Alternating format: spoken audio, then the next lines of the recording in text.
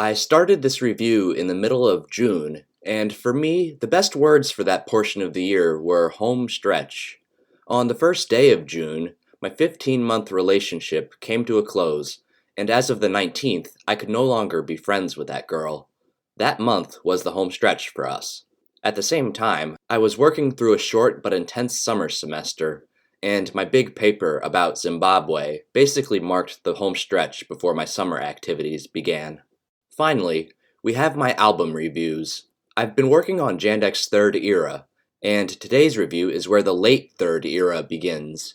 So I am now in the home stretch of the classic Jandek records. Hopefully it will all be over by August 18th, the date I originally posted the Ready for the House review. For now, we need to discuss the black sheep of the third era.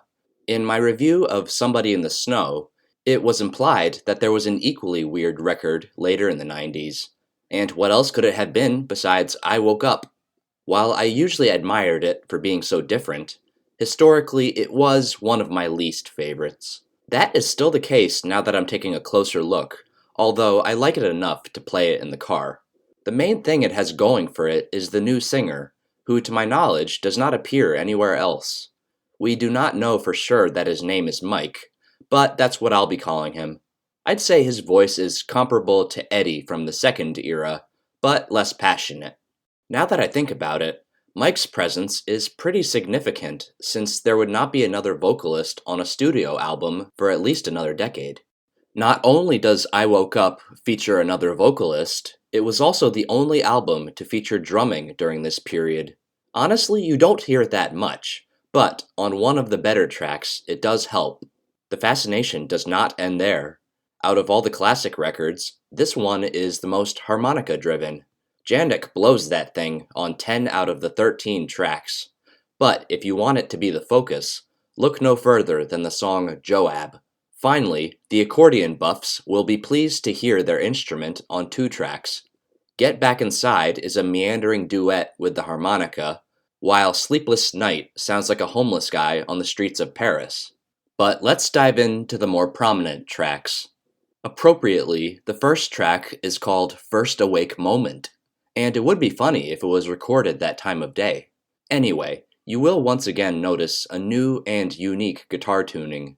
It seems like Jandek switched it up on every album back then, but if you ask me, I Woke Up had the most bizarre tuning of the third era.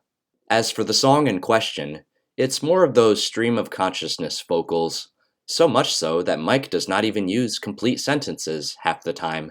It's hard to make sense of these lyrics, but I do enjoy the spirited guitar strumming, and much like Bob Dylan, Jandek finishes the track with a little harmonica solo.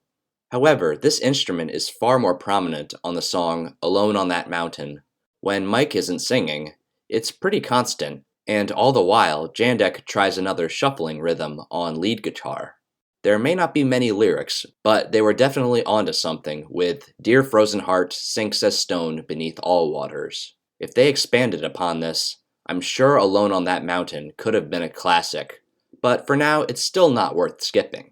Although I Woke Up is not my favorite, it still has a cool underrated track in Long Long, not to be confused with the Beatles' Long Long Long. Oddly enough, there is no guitar to be heard, so we are left with harmonica, mild drumming, and vocals, except Jandek has the mic this time. I guess he plays the role of a tenant in a high-rise apartment, who almost becomes hypnotized by the crowds below. He's all alone in his room, so he decides to head downstairs, where it sounds like there's a concert going on. With the Lord by his side, the narrator is surprisingly content in this river of people, and my favorite line is walking the streets and kicking heels, loving the way the sidewalk feels. While it's unfortunate that Mike didn't get to sing it, Long Long is still pretty unique compared to the best tracks on other albums. I posted it a couple years ago, so go give it the attention it deserves. For those who enjoy reverb, tracks 7 and 8 are real treats since the effect is more intense.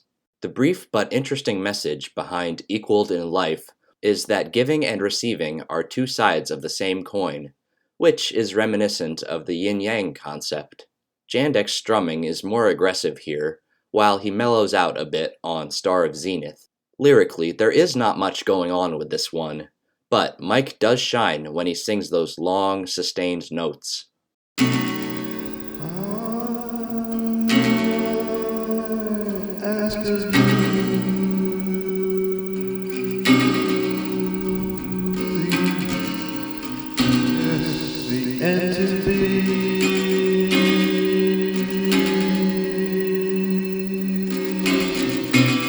Then Jandek decides to sing one more time, although I use the word sing loosely.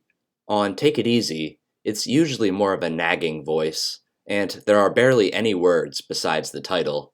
This would be one of the most annoying Jandek songs, but the guitar playing does get exciting at the halfway mark, so I will try to take it easy on this track. The last songs I want to talk about are the first ones I heard on this record.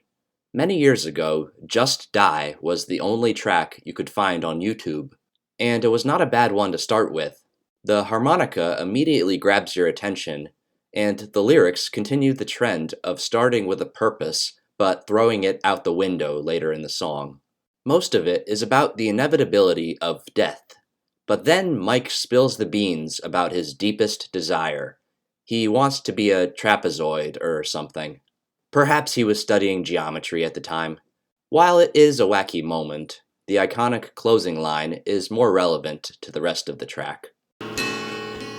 Sit down and die in your favorite chair.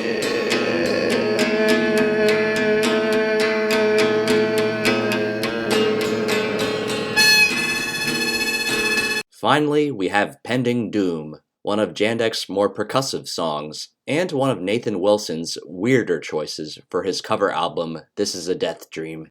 It starts with some nervous tapping on the drum kit, but the main instrument is a simple hand drum. While I don't know what to say about most of the lyrics, the words Pending Doom make for a decent little chant in the beginning.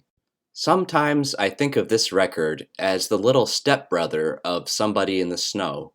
They play similar roles in the Jandek catalog, but the finished products are pretty distinct from each other. For I Woke Up, it's almost like Jandek's pretending to be a guest on his own album, even though he is very active on the harmonica. Not to mention, it is bizarre from start to finish. The acid kicks in before you turn it on. Somebody in the Snow may not be a good starter album, but that is even more true for this one. When you listen, it is just so hard to tell what's going on, yet somehow you keep hoping more will be revealed. However, I give major props to Mike for his influence, and you gotta hear the guitar tuning to believe it.